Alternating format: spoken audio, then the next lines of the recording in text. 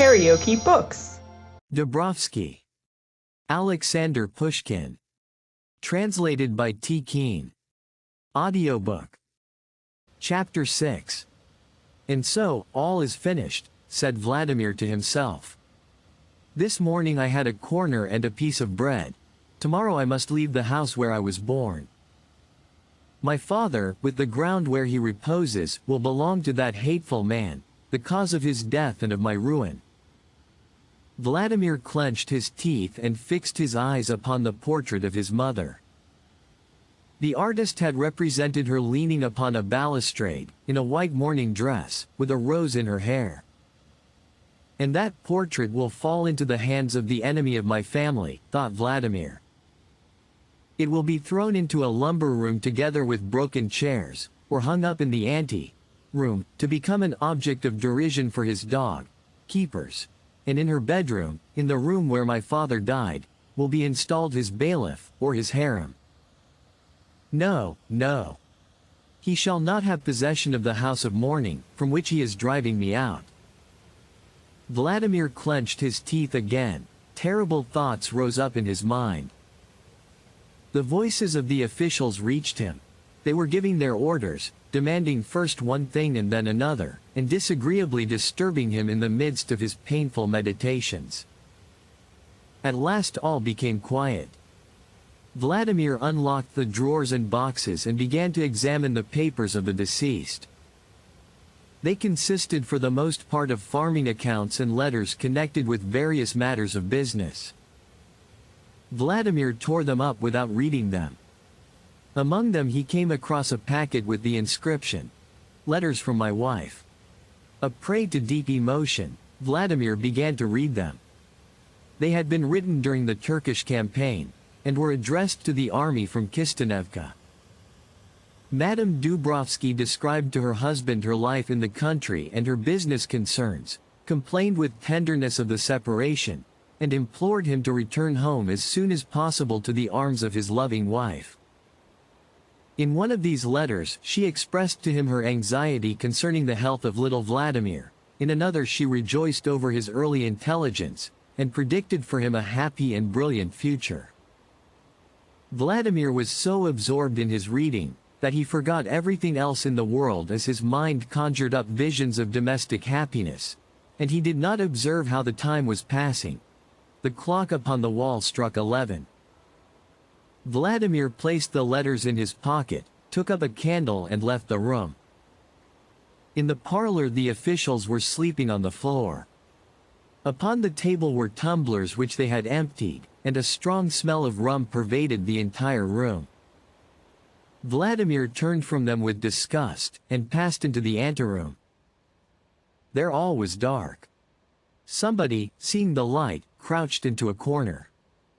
Turning the light towards him, Vladimir recognized Arkhip the blacksmith. "Why are you here?" he asked, in surprise. I came to find out if they were all in the house," replied Arkhip, in a low faltering voice. "And why have you got your axe?" "Why have I got my axe? Can anybody go about nowadays without an axe? These officials are such impudent knaves, that one never knows. You are drunk. Throw the axe down and go to bed." "I drunk? Father Vladimir Andreevich, God is my witness that not a single drop of brandy has passed my lips, nor has the thought of such a thing entered my mind. Was ever such a thing heard of? These clerks have taken it into their heads to rule over us and to drive our master out of the manor house. How they snore, the wretches!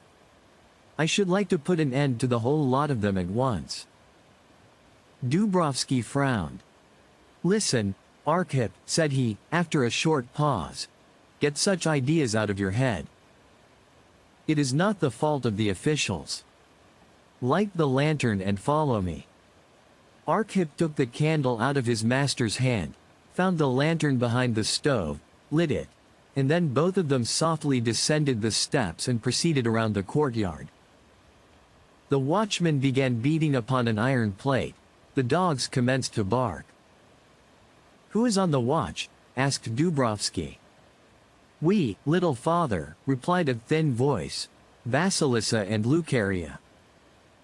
"Go home," said Dubrovsky to them, "you are not wanted."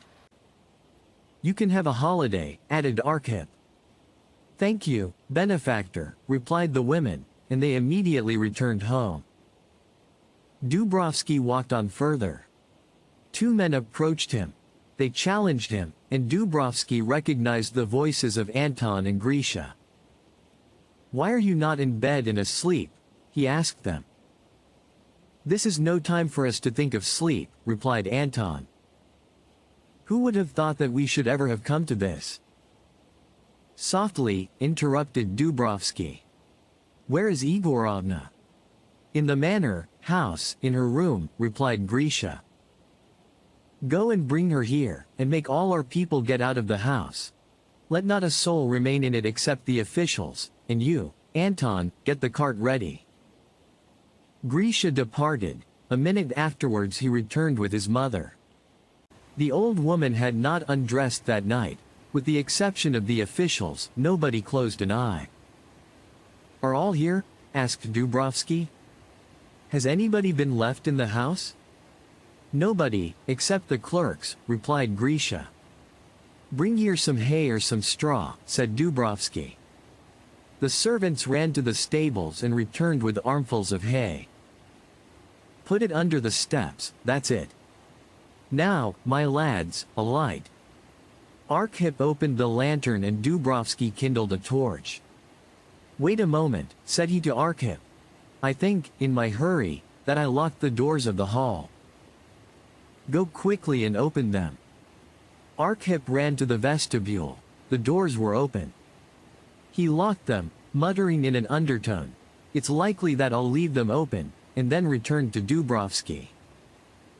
Dubrovsky applied the torch to the hay, which burst into a blaze, the flames rising to a great height and illuminating the whole courtyard. "Alas!" cried Igorovna plaintively. "Vladimir Andreevich, what are you doing?" "Silence," said Dubrovsky. "Now, children, farewell. I am going where God may direct me. Be happy with your new master." "Our father, our benefactor," cried the peasants, "we will die. But we will not leave you, we will go with you." The horses were ready. Dubrovsky took his seat in the cart with Grisha. Anton whipped the horses and they drove out of the courtyard. In one moment the whole house was enveloped in flames. The floors cracked and gave way. The burning beams began to fall. A red smoke rose above the roof, and there arose piteous groans and cries of, "Help, help." "Shout away," said Arkhip, with a malicious smile, contemplating the fire. "Dear Arkhip," said Igorovna to him, "save them, the scoundrels, and God will reward you." "Let them shout," replied the blacksmith. At that moment the officials appeared at the window, endeavoring to burst the double sash. But at the same instant the roof fell in with a crash, and the cries ceased. Soon all the peasants came pouring into the courtyard. The women, screaming wildly, hastened to save their effects. The children danced about admiring the conflagration. The sparks flew up in a fiery shower, setting light to the huts. "Now everything is right," said Arkhip. "How it burns! It must be a grand sight from Pokrovskoe." At that moment a new apparition attracted his attention. A cat ran along the roof of a burning barn, without knowing where to leap from.